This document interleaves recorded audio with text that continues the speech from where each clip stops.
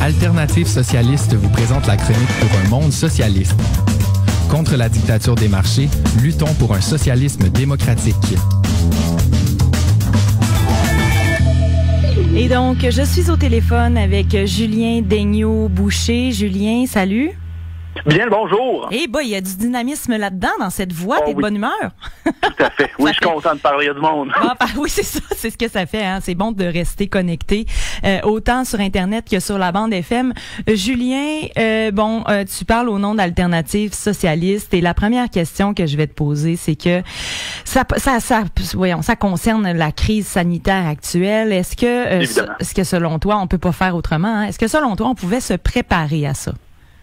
Oui, tout à fait. En fait, les pandémies, là, les experts le disent actuellement, c'est prévisible.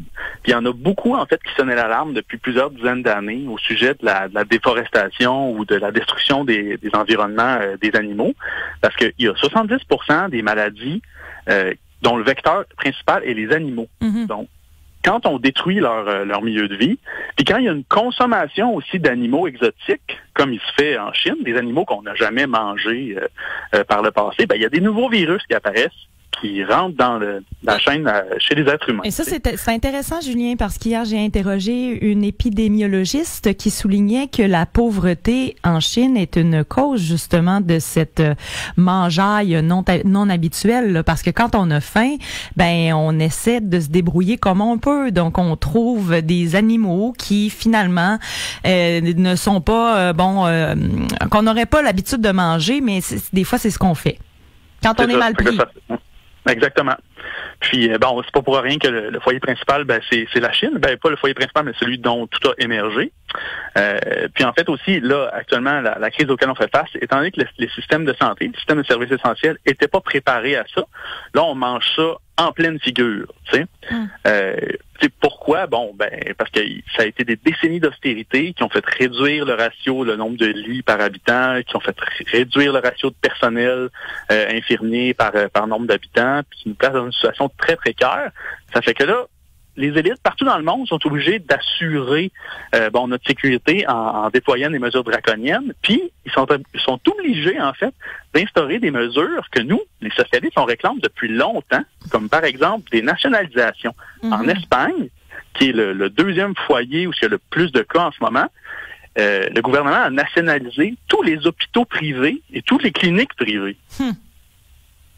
Donc là, on a d'autres exemples de mesures qu'on demandait depuis longtemps, bonification de l'assurance chômage, ou il y a des exemples aussi du transport gratuit, semi-gratuit sur l'honneur, à Montréal puis à Québec. Ouais. Et donc, comment est-ce qu'on peut éviter qu'une telle crise se reproduise? Là, tu parlais de nationalisation de certains services essentiels.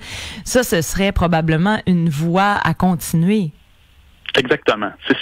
On voit qu'en ce moment, pour répondre à une situation de crise ou pour répondre tout simplement aux besoins de la vie de tous les jours, il faut nationaliser les services essentiels puis les mettre sous contrôle de leurs employés et des communautés. Pourquoi? Parce que planifier l'économie de manière rationnelle, ça implique de nationaliser ça puis de les mettre sous contrôle du gouvernement. De cette manière-là, on peut répondre aux besoins des collectivités, pas des profits.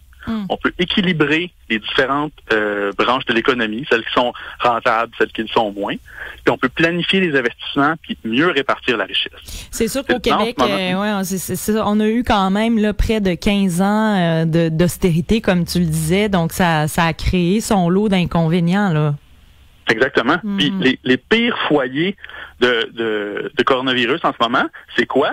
C'est l'Italie, l'Espagne et les États-Unis, où les systèmes de santé sont dans les pires, dans ceux qui ont été les plus maltraités, les plus privatisés, les plus démantibulés. Donc, on le voit, là, c'est une hécatombe. Puis c'est ça. Là, en ce moment, ici, la réponse du gouvernement, nous, on est un peu en queue de vague. Là. On a le temps de voir les choses arriver parce que ça arrive partout ailleurs avant. Là, on voit le gouvernement qui donne des milliards de dollars à des compagnies, grosso modo, sans condition, dans une situation où, tant qu'à ça, on pourrait nationaliser des pans entiers ou des compagnies essentielles, de services essentiels, sur lesquels les gens pourraient avoir un contrôle, ou on pourrait avoir un contrôle sur des dépenses, des revenus. On pourrait réellement voir quels sont les besoins, quelles sont les rentrées, des sorties d'argent de ces entreprises-là, contrôler la production, contrôler l'inflation.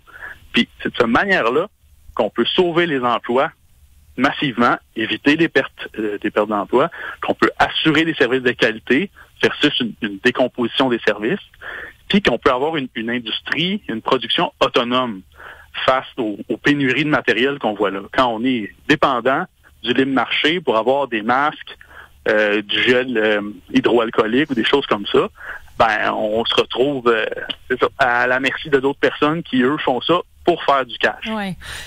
Dans une situation où les gens gèrent démocratiquement leur production, il n'y a rien qui est laissé au hasard. Ouais. Il suffit donc, selon toi, que le gouvernement actuel nationalise, puis on réglerait toute la patente. Ben, on réglerait pas toute la patente, là. En fait, ce qui est essentiel là-dedans, c'est que, tu sais, des gouvernements capitalistes peuvent très bien nationaliser un tapon d'affaires. Comme en 2008, c'est ça qui s'est passé, là. Pour éviter la crise, ben, les gouvernements, ils ont nationalisé les banques, ils ont donné des millions de dollars à toutes sortes de compagnies pour pas qu'ils s'écroulent. Puis ensuite de ça, ils les ont reprivatisés, puis ils les ont laissés continuer de faire le profit sur le dos du monde. Fait que dans le fond, c'est les gouvernements qui s'assurent que les compagnies continuent de faire le cash avec notre argent. Tu sais?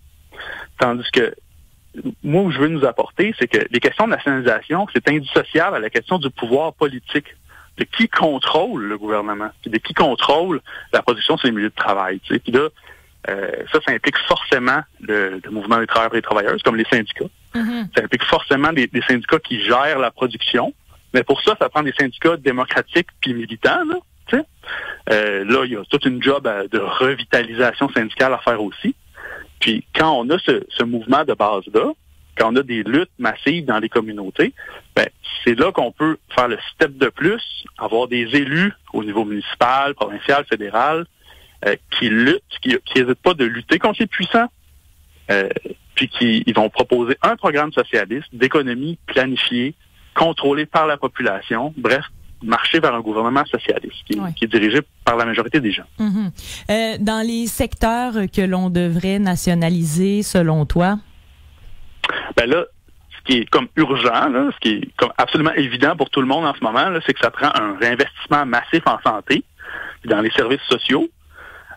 Si on avait des CLSC ouverts 24 heures sur 24, 7 jours sur 7, avec les professionnels adéquats, là, ça serait pas mal moins critique comme situation. Tu sais, là, dans les négociations du secteur public qui s'en viennent, ben, la réponse minimale, c'est d'accéder aux demandes syndicales qui ont été formulées. Tu sais, là, en ce moment, c'est pas tout à fait ça, mais bon, bref, ça c'est en développement. Mm-hmm. Sinon, bon, il y a une panoplie aussi de cliniques privées qui devraient être nationalisées, qui devraient être réintégrées au système de santé.